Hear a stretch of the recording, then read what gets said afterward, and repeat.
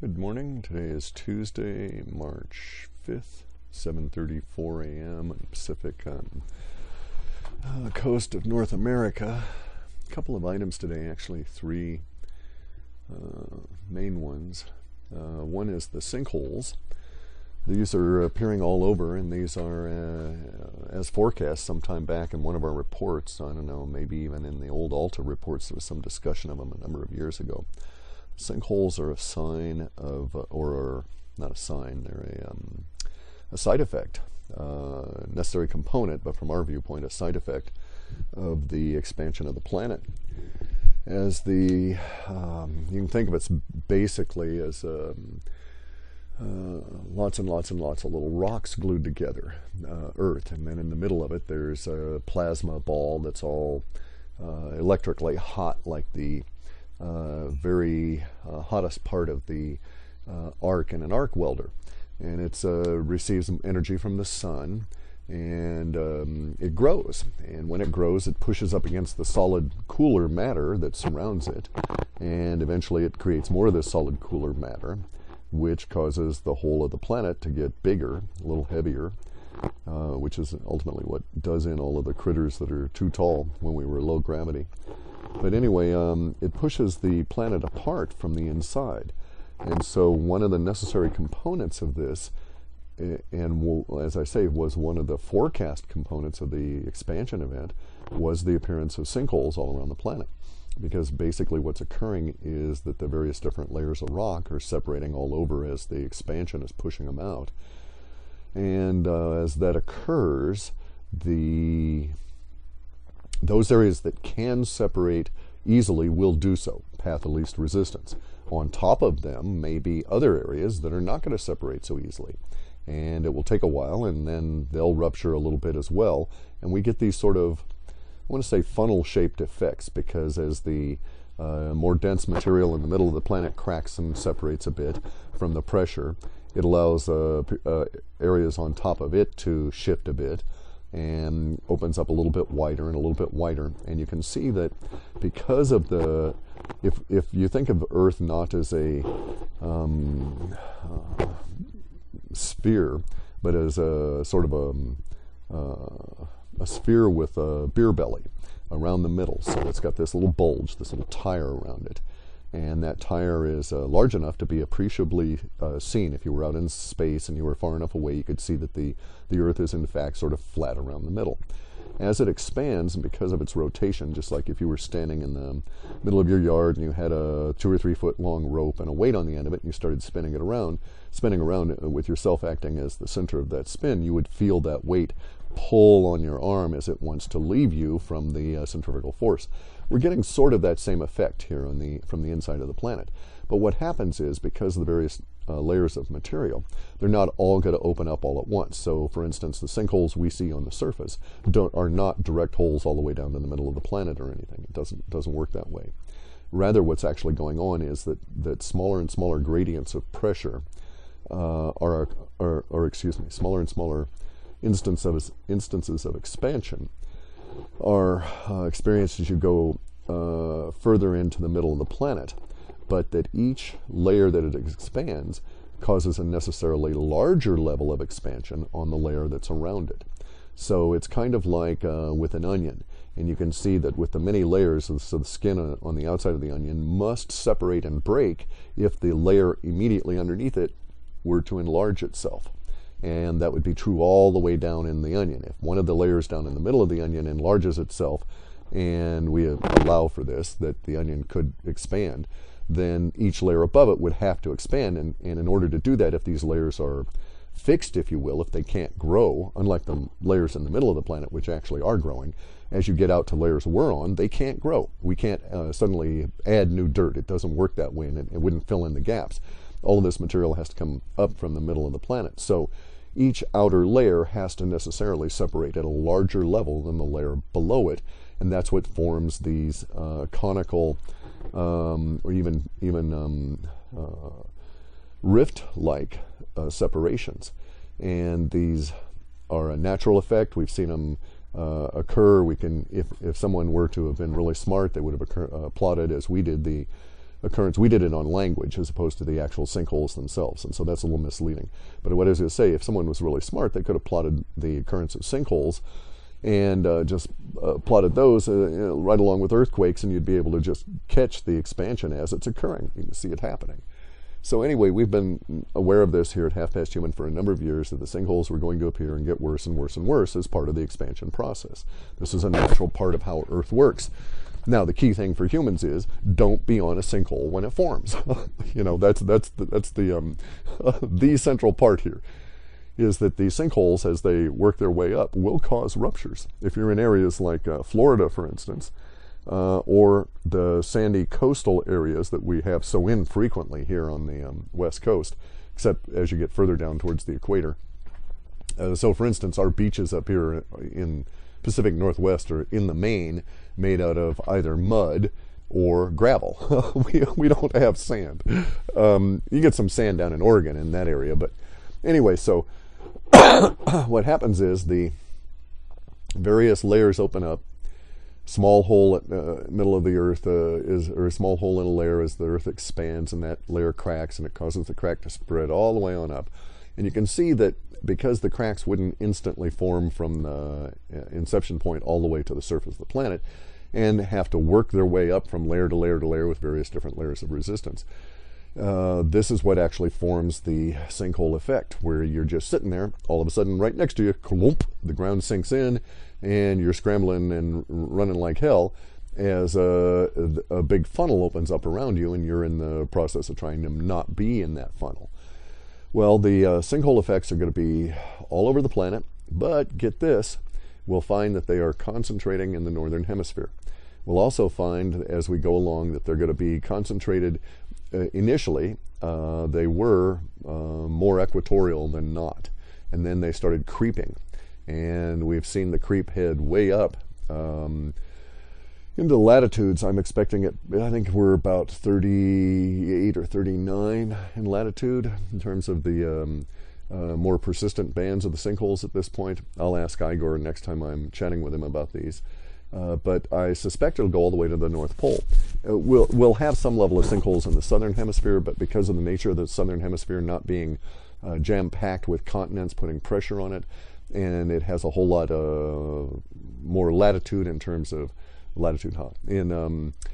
more leeway in terms of being able to form and separate and allow the rocks to move and so on. So actually in the southern hemisphere, we'll get the opposite effect, in my opinion. Instead of getting sinkholes, we're going to get new islands. And this has to do with the nature of the amount of mass relative to the ocean floor. In the northern hemisphere, where we have the huge mass of the continents, it's not possible for it to put new matter up directly. And so we get the rupture here. In the southern hemisphere, because of the huge cracks that were in the Pacific Ocean and the absence of material that used to be Krakatoa in the giant supervolcano Toba, because of that material being gone, it's like there's a little bit of room to slop around, and we don't get the sinkhole effect. We get its opposite, which is that as there's less pressure on top of the southern hemisphere in terms of the amount of weight, actual mass from the continents.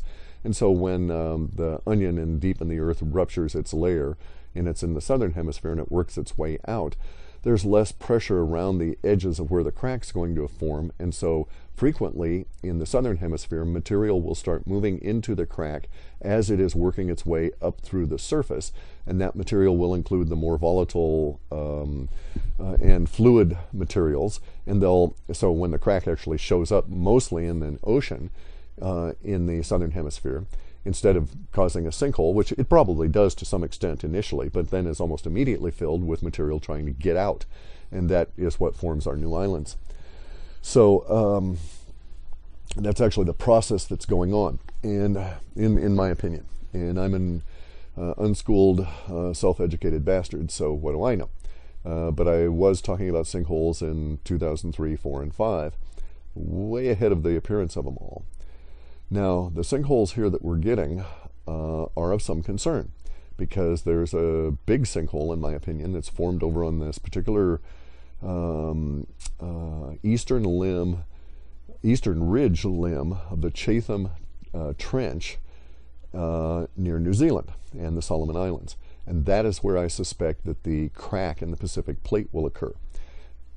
If you get enough of these sinkholes in the southern hemisphere, and they create new pinpoints of matter attempting to come on through, because of there's the ability for the matter to come on through. There's not a continent sitting on it. The bottom of the ocean ruptures a bit. You get a little bit of a crack, maybe a few yards wide, maybe a few hundred feet, something like that. And a material comes on up, and you start forming a small island. It doesn't have to come up very fast. All it has to do is just be there. And then it happens a little further along, a little further along, a little further along. It's sort of like the sinkholes being plugged. And it basically is going to go along in the path of least resistance, and the point at which the bottom of the ocean is thinnest and is most fragile, and it'll go and form a crack. It'll come along just the way that one might crack stone by drilling in a series of holes in the line you wanted the stone to crack along. And that's what's going to occur here. Now, in the southern hemisphere, instead of just being a hole, these holes will be filled by material that will be pressurized from below, creating a continual pressured wedge that, in my opinion, is going to cause the Pacific plate to crack. And I think that's what is actually the source, the source from our viewpoint of the global coastal event, which again is probably most likely, let's say, between the equinox of March 21 and May 20th, in my opinion. I think that's when it'll happen, at some time between that point. Now, it's not the end of the world. There's going to be all kinds of problems and destruction and so on, because people are stupid, basically, and we're not paying attention to what's going on around us, and there will be much destruction, and we haven't prepared for this, at least not the regular schlubs, the people, the nebbish. Instead, the power elites have prepared. They've been stashing stuff like, man, they're getting themselves all set for this. So there's that dichotomy there. We don't prepare because we've been in the Western world here, in the Anglo-American Empire, mostly schooled to a state of stupor. And if you're not schooled to a state of stupor, they give you drugs to get you there or work you to death with mindless repetition that destroys any hope you have for being able to think deeply. And then when you're not working, they put you in front of flashy lights that destroy your ability to think deeply, or they shove high-intensity, flashy strobing noise into your ears through earbuds. So boy, you're really screwed. You really can't think. And so you're not going to notice that the sinkholes are basically the real last sign that the planet's about ready to crack. And when it cracks, it's going to cause all kinds of problems. Now, this is my opinion. And I'm a doofus, and I don't really know what's going to go on. But this is a suggestion that all of my work has led me to understand. And I'm an old guy, so maybe I do know something. I managed to make it this far. I don't think I'm as old as Jesse Ventura, but I'm getting there. Anyway, so that's the thing about sinkholes. They're very important because you don't want to be on them when they form in the northern hemisphere, or the southern hemisphere for that matter. And they're probably going to be the instant proximal cause of the actual crack, is a bunch of small holes that will form. Material will come through in this line along the Chatham Ridge and cause a rupture there that will unleash a lot of magma, probably cause a whole new continent to form, or not a continent, but a big island mass, and cause some severe distortion in the southern hemisphere, as well as causing massive problems here in the northern hemisphere that we've come to identify through my characterization as the global coastal event. Now, sinkholes are going to escalate. I suspect that the sinkholes will not be hugely dominant. In other words, I don't think that we're going to get to the point where there's a sinkhole every 5 yards or anything. Might not even be a sinkhole in any given 100 square miles. But I'm sure that we'll see the level of sinkholes over the next month or so accelerate in the movement north. And so we'll see reports of sinkholes appearing in Canada and in far north in Sweden and Finland and Russia, that kind of thing. When that occurs, then you know that the expansion process is getting very close to its next stage of evolution, because once the sinkholes have gone all the way to the pole, then there won't be a second wave of sinkholes or anything. That level of opening or softening of the skin of the planet so that the expansion can occur will have occurred. And so the next phase then will be the increase in pressure at some point on the planet to the point that a rupture occurs. And the reason that that rupture will occur is because as the sinkholes have, as a phenomenon, have spread behind them in their wake deep in the planet, you have to understand that as each crack appears, material will fill it. And so it can't settle back and become less expansive. And so as the expansion works its way out, from a pressurized viewpoint, it's as though there's layer upon layer upon layer upon layer of balloons inside each other, very much like the onion skins, and you start blowing up the inner balloon, and because of the nature of the balloons having small holes, the air leaks from one layer of balloon to the other, but you can see that air will transit less slowly through the little holes than it will through the main hole that's feeding the main source that's feeding the inner balloon in it all. And so it will take a amount of time for it to percolate up through the various different layers of the balloons, through all the little tiny holes, and consequently it's always pressurized. And it is only when it gets to that last layer that the pressure is ultimately released. And unfortunately for us critters, we live on that last layer. And so we'll be really experiencing this. So what I'm actually looking for is, I've got, in terms of physical precursors towards a very nasty series of expansion events, is far north sinkholes of some size. And I've got buddies that are up in the First Nations area far north of Canada and in Alaska and Russia. And these people are going to keep an eye out for me and let me know. And so if I hear some of these guys, if I hear Patrick up in Canada start yelling, dude, you know, an island just sank or something like that, I'll let y'all know that, hey, you know, we've reached that far. Some of these people are up near in the 50s and 60s of latitude, so it'll take a while, I think. I'm at, in the upper 40s here, I'm at 47.22. And so I think the highest occurrence we've had so far is in the latitude of 39, I believe, of a sinkhole that we could put as a cause to something other than, you know, water main breaking or any of these subsurface human-caused or human-initiated sinkholes, because those occur frequently. You get a water main that breaks and it erodes land and you get a sinkhole, but it's not quite the same effect as these bottomless pit sinkholes. So that's that. If you see them, stay away from them. They're nasty. Second item here is chemtrails. They have been slamming us with chemtrails, just going all night long, and then in the next day, like yesterday, I saw 4 different sets of planes throughout the day spraying. Could be the same set of planes from different angles, I can't really tell them, but there were 4 attacks, if you will, on our airspace, and they're really spraying it thick. I've never seen it sprayed quite this thick this time of the year. Now, of course, the winds are moving it towards the east, and so I don't know what the goal is or the effect or whatever, but boy, are they working it. And it's been causing all kinds of problems with headaches and migraines and chemtrail flu out here on the west coast, especially in the Pacific Northwest. So just sort of a heads up that some level of activity is anticipated or going on. You know, it's a real bitch not knowing what their goal is in terms of getting the chemtrails up there, because you can anticipate just based on, use the chemtrail spraying as an indicator as to what's happening and what's up. If we knew, for instance, that the military was spraying this because high energy particles were interfering with their sensing apparatus, then we would know, oh, there's a lot of high energy particles from the sun coming in. Or if we knew that they were spraying because the chemtrails prevented UFOs from appearing, well, then we would know, oh, we're under a heavy UFO attack. So that kind of a thing. Not knowing it, all we can really say is there's a lot of the shit up there, and it doesn't make you feel good when it comes down on top of you. Now, this is the real point of today's Wujo, and it's a hard thing to describe, very difficult. It has to do with my personal history in relation to the work that I do here, in relation to our social order as a whole, and how things have occurred. Now, basically, I'm trying to describe something that is very subtle, is very difficult to actually put into words. I'm quite certain it has occurred, and I have reasons for thinking that, and I'm going to share those reasons as well as speculate on some of the ancillary effects of this, but it is very odd indeed.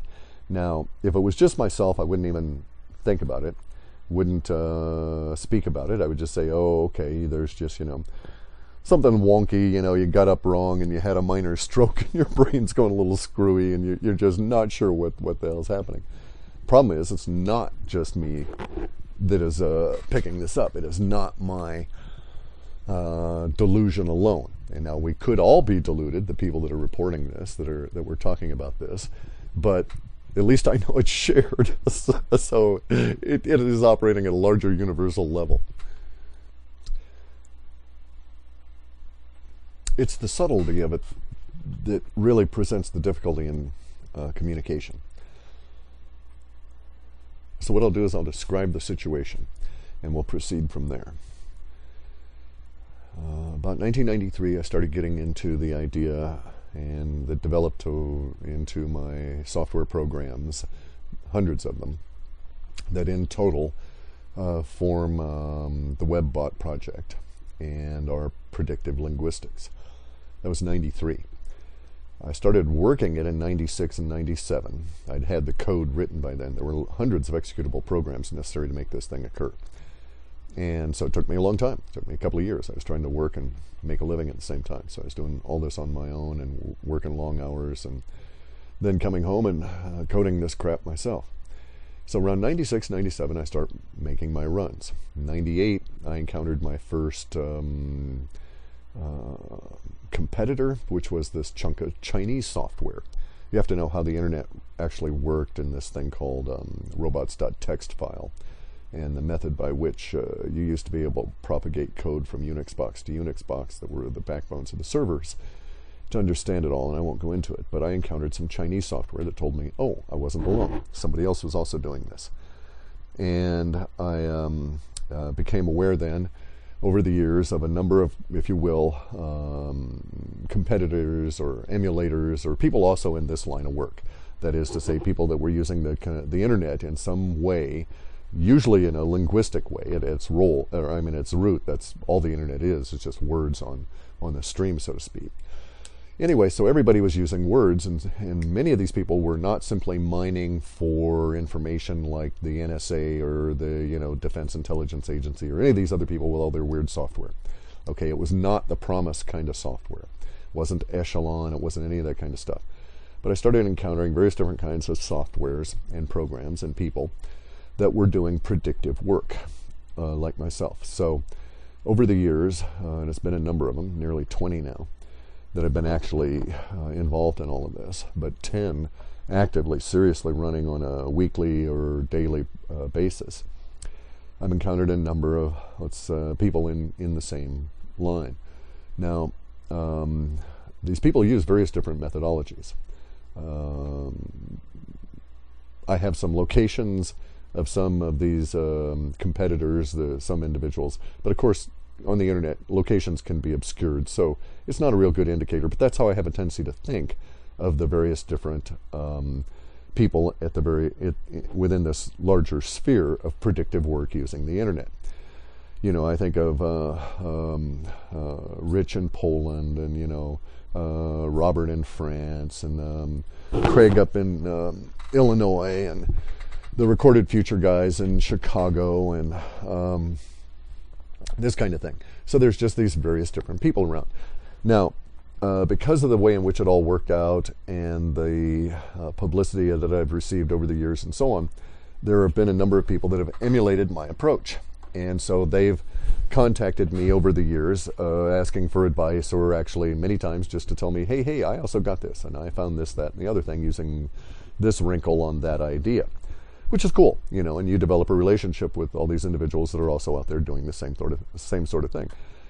Now, because we're inventing this as we go along, and you have to work out methods and then do a methodological study of your own methods to make sure you're not overlooking or at least attempt to make sure you're not overlooking obvious areas from which you can profit from existing code and so on, it becomes a self-examining process.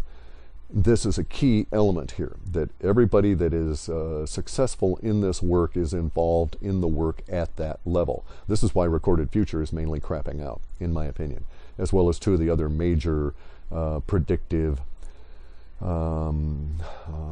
linguistic software organizations. It's because they are working their paradigm from a growth model. They're not, oh, we've started this, let's just keep going, and they don't stop and recycle all their code through their own thinking and then examine where they're at and what their goal is. They're not in an iterative loop, feedback loop of their own relationship with time the way the others of us are. And that, I think, and also, by the way, these elements, these groups within the broader field of predictive linguistics that are failing are all big corporations. And I've been there, done that with Microsoft and a lot of other major corporations throughout the planet here. And as I've seen with some of these guys, when they reach a problem, the tendency is for management to just throw more money at it and get more people involved. And so that's what's going to screw them over. They're never going to be able to overcome the inherent barriers in their thinking by simply adding more people who are going to muddy the thinking process and direct you further along the existing paradigm, which is basically what you want to get out of. It's the paradigm that's causing the problem. So I'm basically still describing the process here and trying to sort of fit a little context for you, because it's a very difficult situation, I guess you'd have to say, to describe, or occurrence or event or whatever. I don't really want to use an event, as event could be misconstrued in any number of different ways. But the context is that these individuals that are within the same predictive business that I'm in and myself have all noticed something, and in essence we're sort of in the same situation, noticing it all simultaneously, or at least coming to awareness more or less at the same time. So there's 4 individuals involved, myself and 3 others. We're all in this line of work, and we all at a particular date and time, particular date, let's not say time, because we're not really sure that about that aspect of it, but on a particular date of this past month, we noticed, let's just call it a change. So in essence, what we think has happened is that there has been a temporal intrusion. I guess that's a good word. Well, maybe that's presuming some stuff. So I don't know if anything intruded into our time, but because of circumstances within our work, all 4 of us arrived independently, without ever discussing it with any of the others, at the conclusion that time had been altered, or a ripple went through time, or a wrinkle, or that's why I'm using lots of different words here, because it is there's a level of ambiguity involved. There are certain levels of there are levels of certainty involved as well. We know certain things occurred, and we can actually demonstrate these things. Now, the further context here, the premise involved, must go to the idea that because of the nature of our work, we're paying closer attention to nuances of the Kairos and Chronos of time than are most ordinary humans. And because we're sensitive to it, we were aware of this thing occurring, and that's sort of it's a condemning factor in the sense that our own sensitivity could be allowing us to misread part of the situation and put in or project our own interpretation on these events. And we don't want to. I don't want to. Some of the other guys are quite certain here of what has occurred, and I want to hold out for a lot of ambiguity at the moment, because I am greatly uncertain as to what has occurred, but I know something did. So let's describe a situation here, and there's a number of different elements involved. So let's say that between the 4 of us, we have 20 items in our set, and each and every one of these items within this collective set among the 4 of us all go to the support of this central idea that something occurred in time. Now, it could be that it was a situation of an intrusion in time, as in the sense of, a time traveler popped into our time, from a distant future. That time traveler is very much more complex a being than the nature of reality is at this point in our time, and because that complexity came back to our time or appeared in our time, time itself had to adapt in order to be able to support that being in this matrix, if you will. I've talked about this in the past, and I can get into it some other point in detail about the complexity issue. But let me go on with some of the aspects of this. So anyway, we think in the first week of February, and I'm not going to say what day because we want to hold some of these things to ourselves, and I'm not going to talk about all of the elements in our set of 20 identifiers that we have discussed and think that we've actually discovered here. But let's discuss one of them in two different aspects, and that's wounds. So of the four of us, three of us happen to have wounds in the early part of February. In 2 cases out of the 3, the temporal alteration, wrinkle, hiccup, whatever it was, caused the wounds to reverse the healing process in a weird way. So in the other case, it sort of speeded it up. So imagine a situation where I had a very large and painful burn on my palm, and it was healing along just fine, and it was nearly completely healed, and then on a particular day, it suddenly jumped back to a stage in the healing several days back. That is to say, suddenly became exactly as it was 3 days past, when there was a certain level of greater distension in the skin due to the blistering and so on. That is something you would notice if it's healing along and it's causing you less problem, and then all of a sudden it's instantly back to a state 3 days previously without you having done anything. You haven't re-injured it, nothing has changed, you're just sitting there and you actually watch this occur. That would be one kind of an indicator here.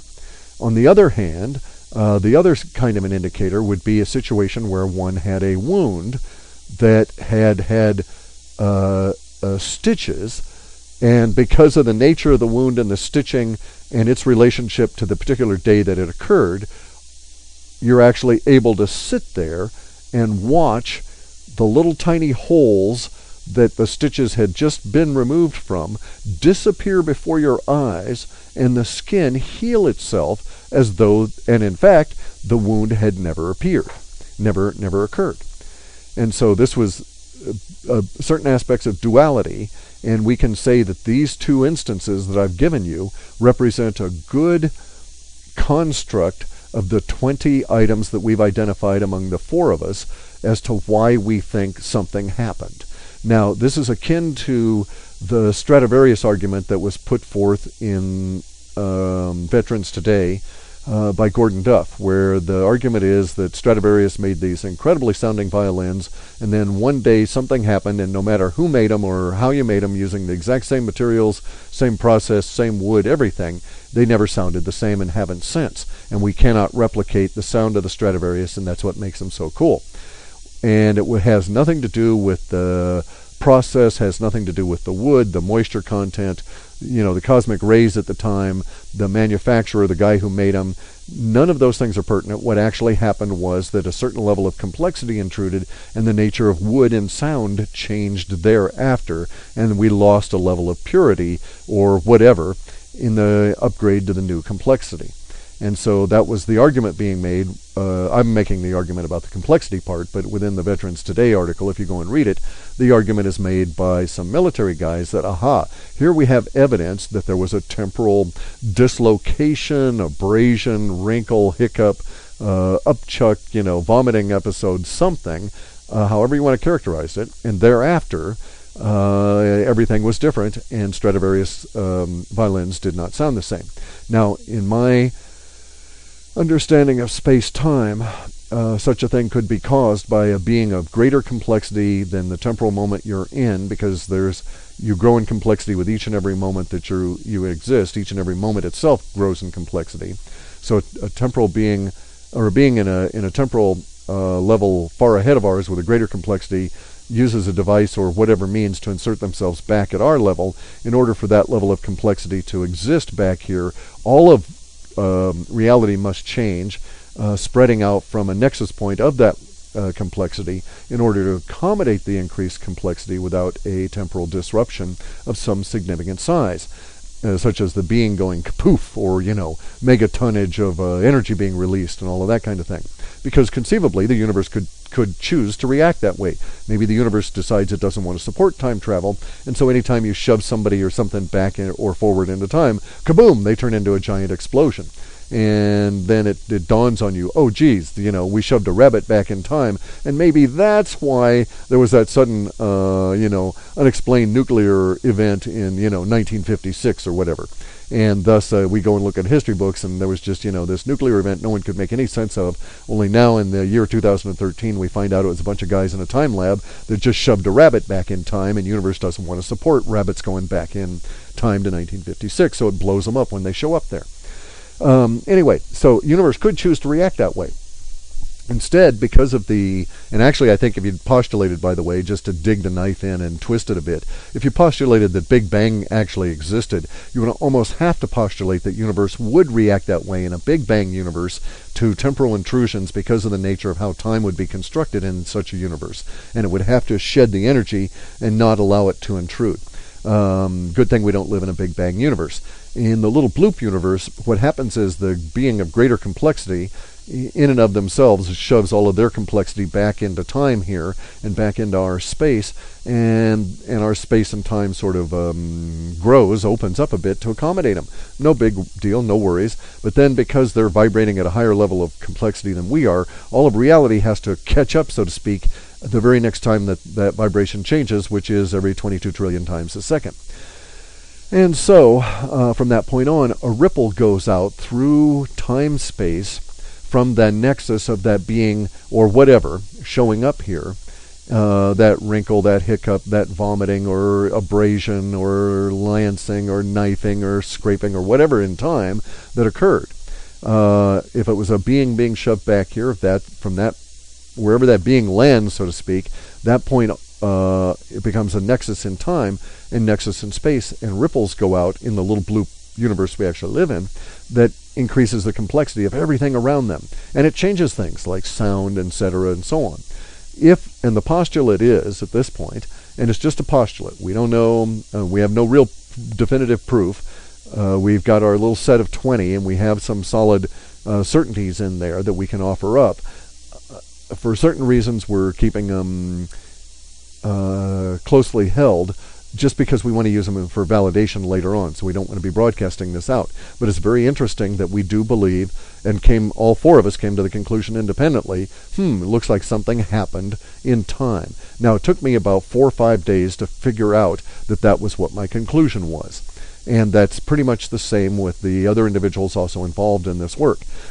In addition to that, I've been contacted by some people that are in the psychic kind of line of work, and they're also of the opinion that something changed. And that's really how we're all phrasing, is something has occurred, something has changed. I in no way think this alters the global coastal event. I don't think this was a timeline shift. This is nothing at all like Dan Burish going to some hotel room in Vegas and making a big deal about shoving the whole damn timeline, all of us people, all this energy and stuff, into a different timeline where, I mean, the idea is absurd. The amount of energy involved is hugely fantastic.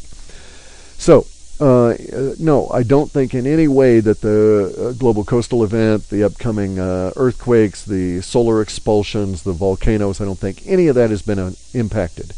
What we are wrestling with is the idea that maybe recently a time traveler has either just appeared or just left.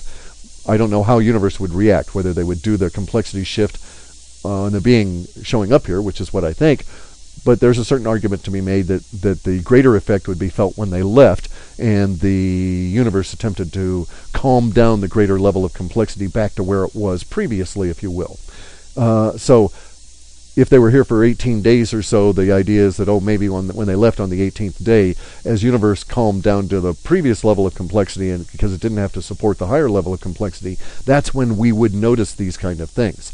And I can buy certain aspects of that argument, but I'm undecided. So at the moment, I'm saying that either something arrived or something left, in order to describe or rationalize the assumption or the suspicion or the conclusion that I've come to independently, and that my three buddies have as well. Also come to the conclusion that something has changed here. And as I say, these other people that are using psychic methods as opposed to something in the computer where we have some level of data to check. So, what it is, I don't have a clue. I'm very interested. I'm quite fascinated. Maybe the military's out there monkeying around with time and they've done something, and we just happen to, because we're sensitive to it and work in it continuously, and we have processes running all the time, that we were able to pick this up. In two of the four of us, they work for corporations, and the corporations are aware that something has occurred, at least up some part of the food chain in that corporation.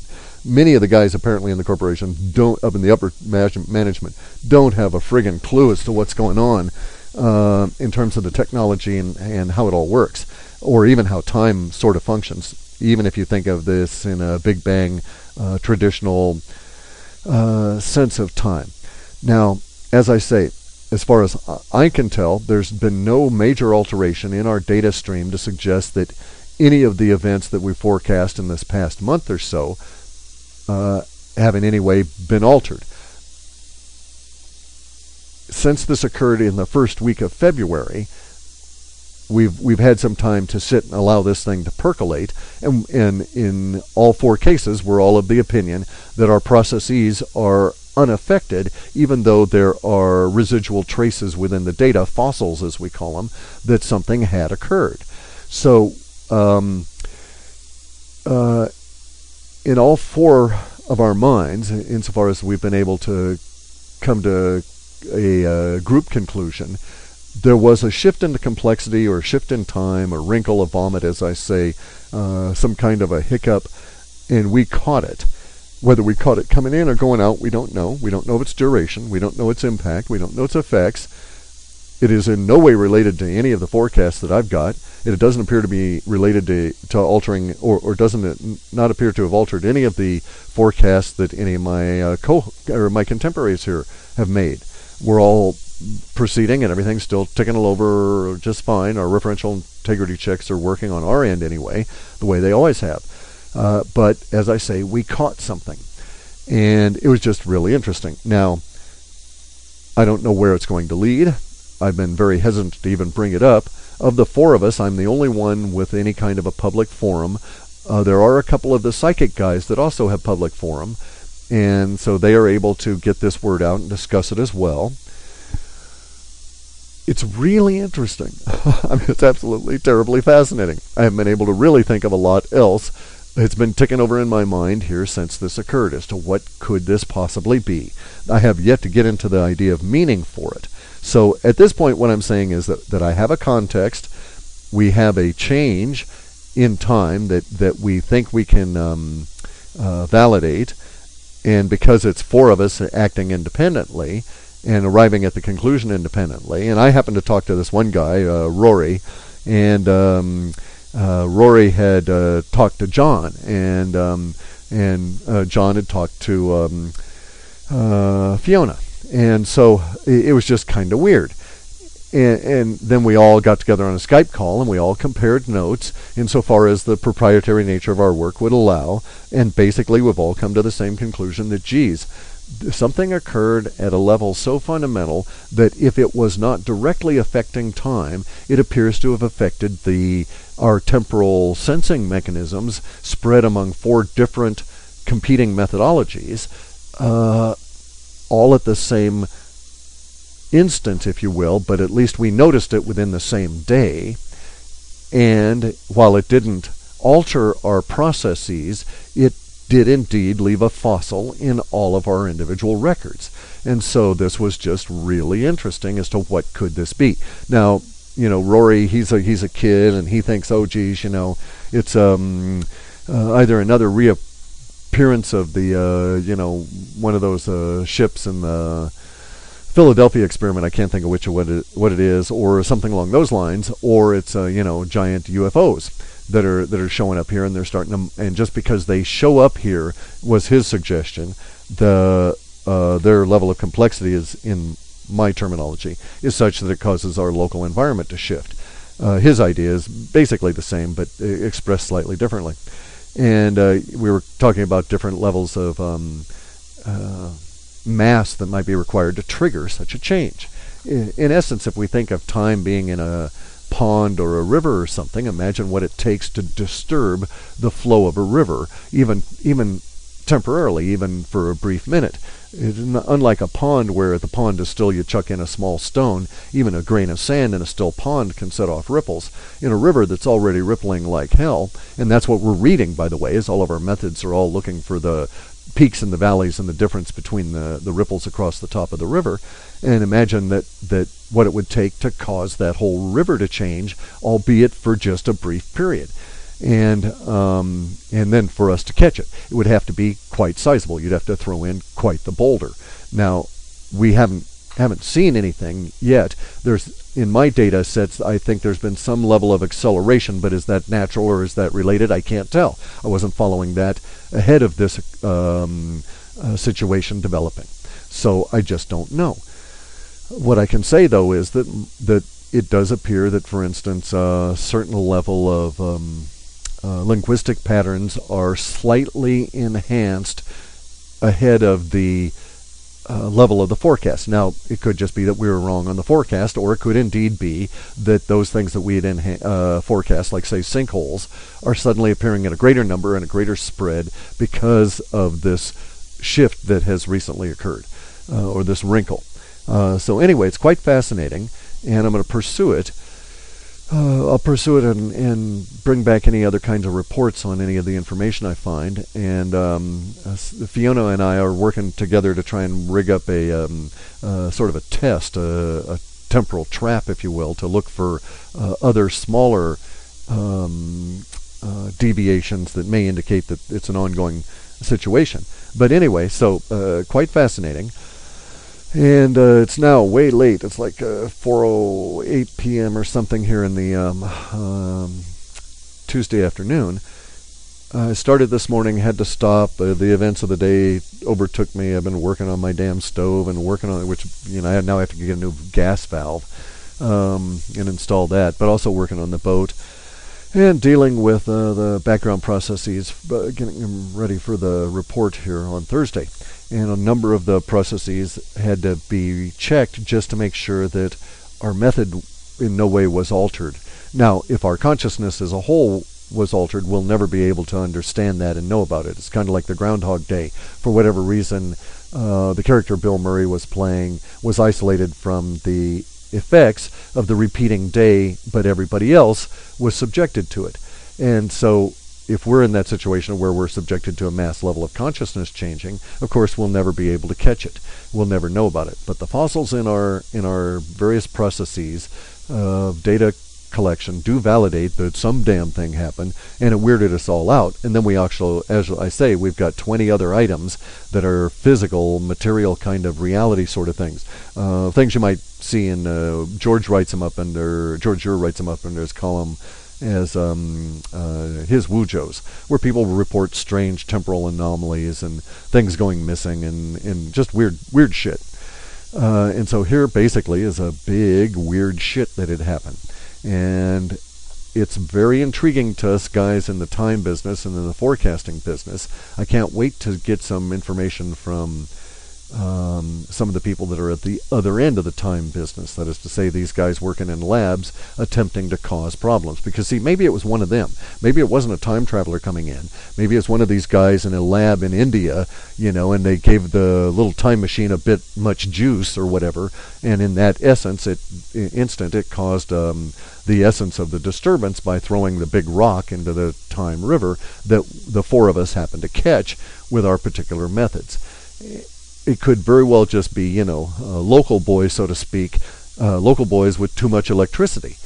Or it could be foreigners, for all I know. We just don't have any way of checking this stuff out, and anything is speculation beyond our noticing that, we've got fossils in our records and then these 20 separate items that we've been able to note. over these past few weeks. So quite fascinating, and I'll be sure and report on anything that comes up as a result of that. I'm actually hoping that other individuals that are in the same line of work that I am, who have had their processes catch the fossils, will basically give us a call and say, yo, dude, I caught that too, and here's what we think's going on.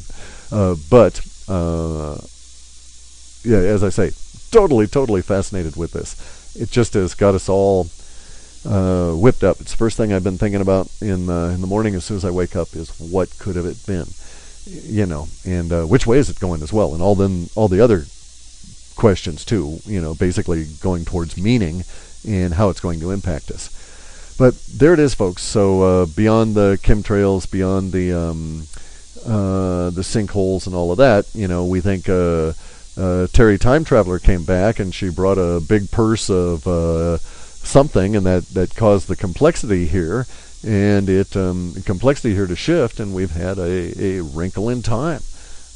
It just, well, what can I say? I'm just staggered. We've just been having a hell of a time with our wrinkle in time, and it can only get more interesting from here. So stay tuned. Talk to you later. Actually, I'm heading back out to boat work as soon as I turn off the dog's dinner. By the way, all the hissing in the background for the last 20 minutes or so of this audio report are from a pressure cooker. It's not from cooking the dog some food. It's not from a technical glitch. I just got to do everything all at once, and we have a very small house, and so my recording studio is only a few feet away from my stove, and that's dog dinner going in a pressure cooker. Pressure cookers are cool. I wouldn't be without them. If somebody wanted to strip out that hiss, have at it. I've got a lot of stuff to do, so I'm just not going to bother. And hopefully I won't have to do it again. Sorry about that.